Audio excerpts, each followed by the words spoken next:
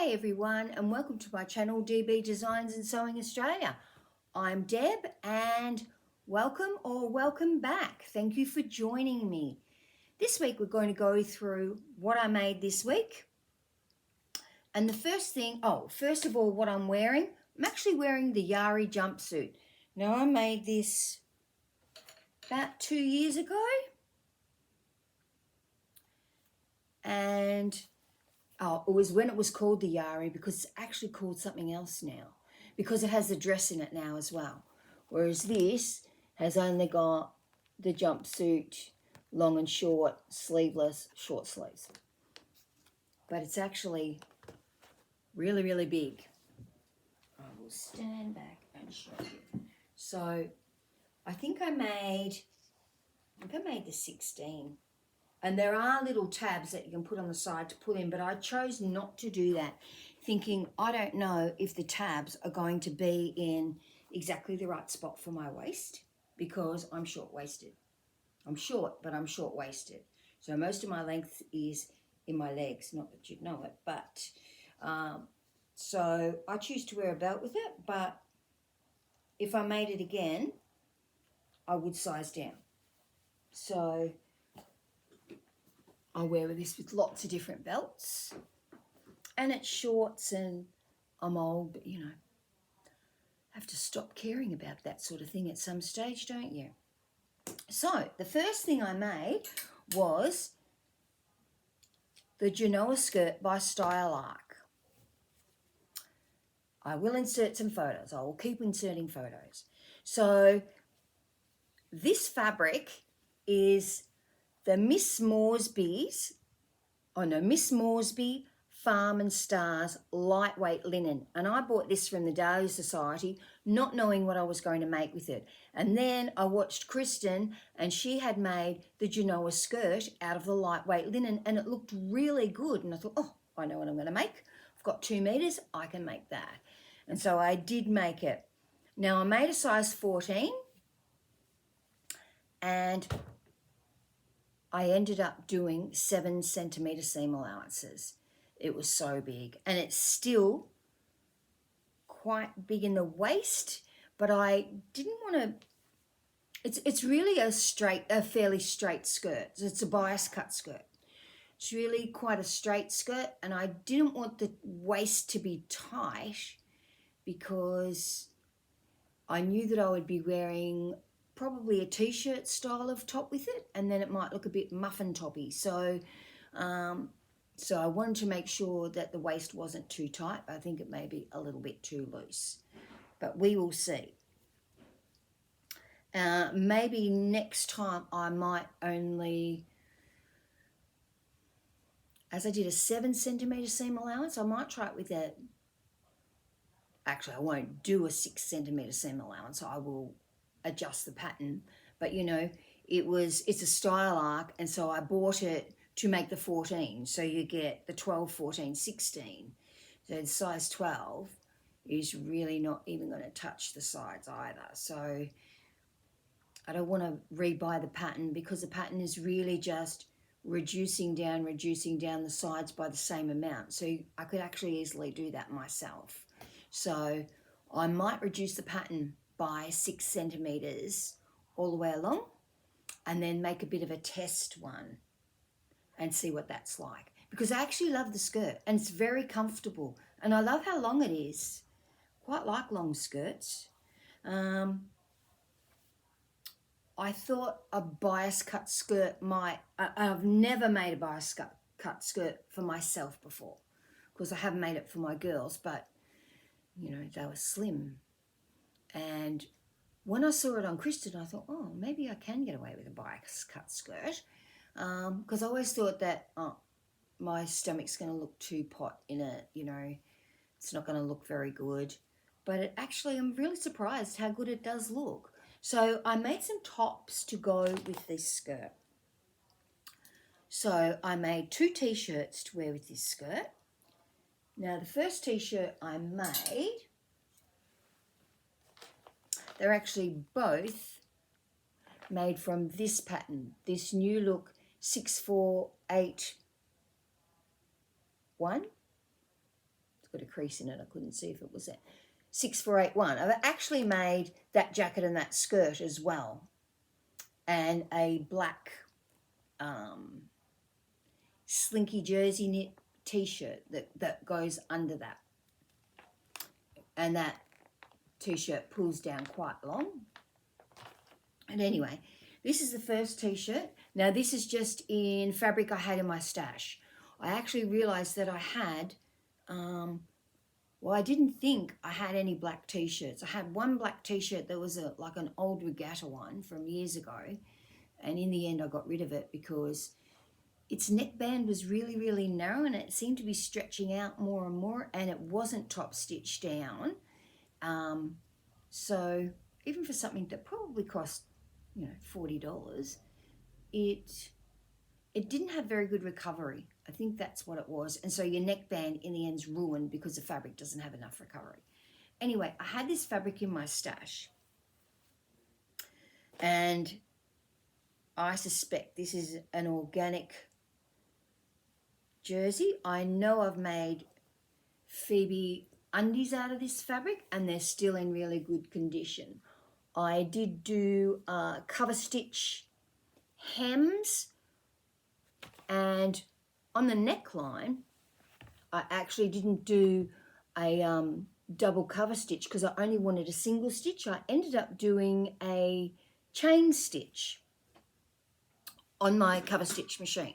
So the top one is a cover stitch and this one is a chain stitch. So when we look on the other side, remembering that the top one, you don't need to overlock the garment. You just need to make sure, you really need to make sure your hems are in the right place, so that you're catching all of that, all of the edge of your turned up hem in this back of the part that looks like overlocking. And this is what the back of a chain stitch looks like. You can see why they call it a chain stitch. But I was really, really happy with how that turned out, and it looks very, very neat. So I do like a top that is that has the neckband sewn down. Just gives a better finish. And when I looked at the chain stitch, I thought, oh, I could even chain stitch the sleeves if I wanted to. But this is the length it is because that's how much fabric I had. Now the next one I made was a navy blue one. This fabric is not as good a quality as the pink. I just think it doesn't have the same sort of stretch as the pink. Once again, I did the cover stitch and I really didn't have very much of this fabric at all. I could hardly squeeze it out of it. So it's really quite short. And because it's really, really short, I did quite a narrow hem on the cover stitch machine again, but I used the double-sided tape, the wash away double-sided tape inside. So it's still quite stiff until such time that I wash it and that washes away. That's really stiff. I didn't do it in the sleeves, so you can see that the sleeves are stretchy, but that bottom is not stretchy yet.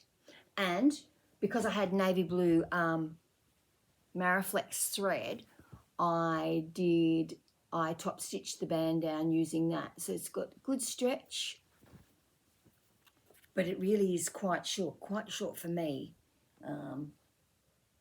That was the other one. And this is the original one that I made. So this is in a Slinky Fabric. Must have been when I first got my cover stitch machine. As I can see that ridge that's been created from the cover stitch machine. Now that's called tunneling. You can get tunneling on your overlocker too. Whoops, showing too much. And I can see that the whole thing's got tunneling on it. Well, since then, I've learnt what tunneling is, how to fix it, and so that no longer happens on my cover stitch machine because you just got to practice and work out the settings. And for fabric like this, which is a very slinky knit, you will need to change the settings. Now, I have permanently set both my needles, I think, for a much lower setting, so less tight, for want of a better word. And it's really made a really big difference in the thread breaking. You need to use really good quality thread in a cover stitch machine because it just won't tolerate anything that is of a poor quality or easily breaks. The other thing I've found is you need to not go as fast as the machine goes. Machine cannot cope with going really, really fast because it does go fast because it also can turn into an overlocker. It does go really fast, but if you go really fast when you're doing cover stitching, it will not like it and it will skip stitches. And when I get to parts where there may be 3 or 4 thicknesses of fabric that it's got to go over, I'll stop and use a flywheel just to get over that seam, because otherwise there's nothing worse than the thread breaking, and then you've got to rethread part of the machine, do a practice again to make sure it's set right, and so it can be a nightmare. When I first got it, I thought, why did I buy this? And I think I've said before that the guy at the shop wanted me to buy just a dedicated cover stitch machine. He said because they're much easier to use than one that also turns into an overlocker. And I suspect he was probably right. But this was one of my first things on a cover stitch machine. Probably not a good fabric to use as a first try on a cover stitch machine, but I've gotten much better at it. And I did find this because I forgot that I had it. It was underneath the suit that I had, the houndstooth suit made from the same pattern. And so I found that and thought, well, that may go well. But what I wanted to do was for everybody to tell me which shirt looks the best with the Genoa skirt. And I suspect it's the black one.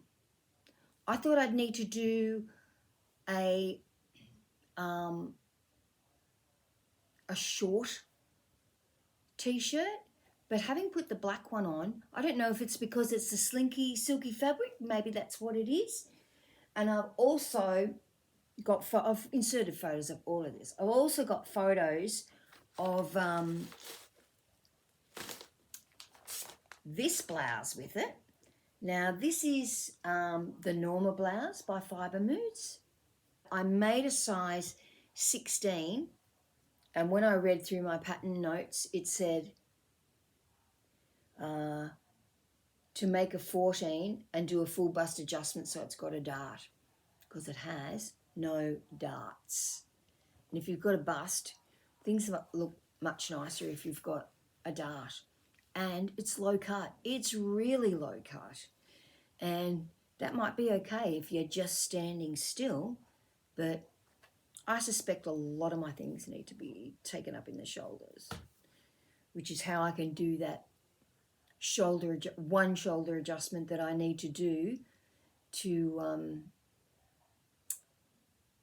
make my things not bag on one side. So that's what I've made this week. Now, what I've purchased this week.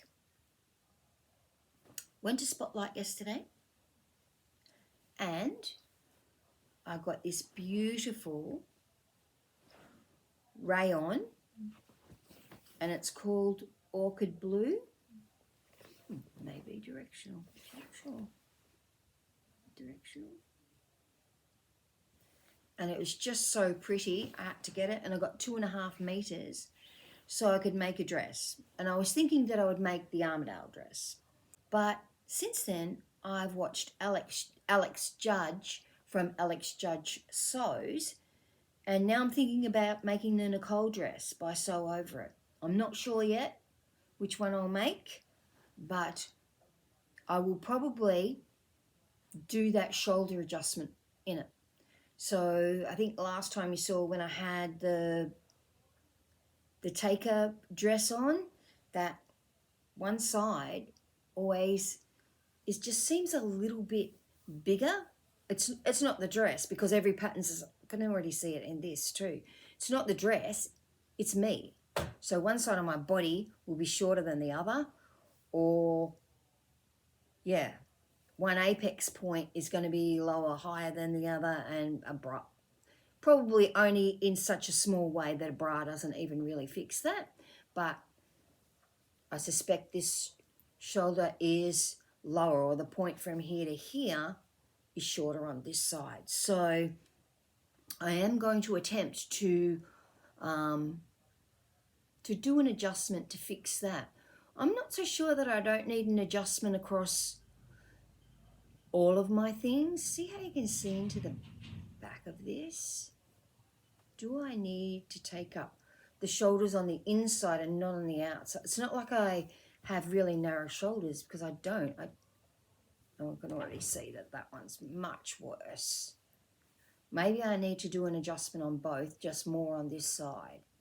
I might give that a try, because I think that could eliminate some of the gaping that I have down the front of everything.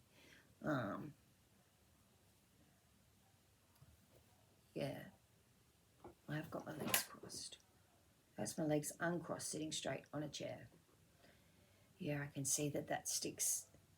That's got more fabric there than the other side. So I will be attempting to, and I'll let you know how I go. Maybe show you a bit of it with that shoulder adjustment. Now, the other thing I bought was this beautiful, yes, on a day when, on Friday, I think it was 38 or 39 degrees here, but I bought some cable knit. So this is like a knitted jumper. I have got another cable knit, which is more like a ponte, but this is really knitted. So I suspect it will fray like the billy-o, but I bought 2 meters of that, thinking I'd make a cardigan. I am going to Tasmania in September, oh no, August through to September. So it will be freezing. There'll be snow, lots of snow probably. So I was going to make a cardigan with that, and I was thinking that I'd make the Blackwood cardigan by Helen's Closet, because I haven't made that yet. Must be the only person that's not made that. And I also bought some more ribbing. Now this ribbing's not really wide, but I really love this ribbing. I've got the same ribbing in a black, and I made the Marlowe sweater vest, well, the Marlowe cardigan, but the sweater vest hack by True Bias in it, and I think I'll make the same thing for this. I found that vest to be very, very handy, just to pop on when it's a little bit cold, or if I don't really like the look of how something's looking, and I've just been at home, you know, from the top to the bottom, or maybe I've still got aerobics pants on, and I want to go down the street. So I actually have a long one that must cover your bum. Yeah, so I actually throw that on a fair bit. So that's what I will be making with that ribbing. Now, the other thing I purchased was a pattern. And this pattern, I'll take it out of its packet because it's probably a bit shiny, is by Little Lizard King, and it's the Jolette skirt. Now this skirt is, you can have a mini skirt, a knee length skirt, you can button up, it's got elastic at the back. You could really put any style of pockets on it that you wanted. I just thought that would be a really, so many girls, so many grandchildren. I thought, you know what, it could get a lot of things. It would not take very much fabric at all. And so I was thinking that it could, leftover fabric I have of my own, be able to make the girls some skirts.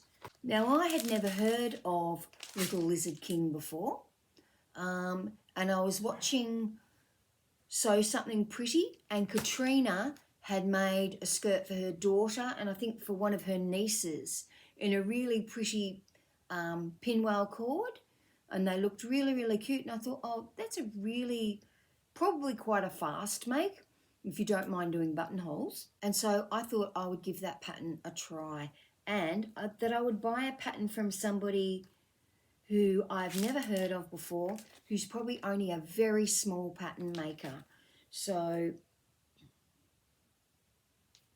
I'm going to give them a try and I'll let you know how I go. This week I'm going to get on with, and I haven't started, but I have cut out my Aria button down. It's a shirt dress. It's this Aria shirt dress, and it's the one where the collar and the collar stand are one piece, so they're already joined together. I've already interfaced everything because I block interfaced and cut it all out, so I am all ready to go with that. So I will get that done this week, but I don't work on Fridays and I have all my deliveries come to work. And so I did get a message from Australia Post on Friday saying that my Peppermint magazine had been delivered and my bespoke box from the Dahlia Sewciety had been delivered. So hopefully tomorrow night after work, which is not really what I usually do, I will have time to do an unboxing. How good would that be? Because I think it's Valentine's theme. I think it's February, the month of love theme. So hopefully I will see you all tomorrow night. Please like and subscribe. And it was lovely talking to you. Bye.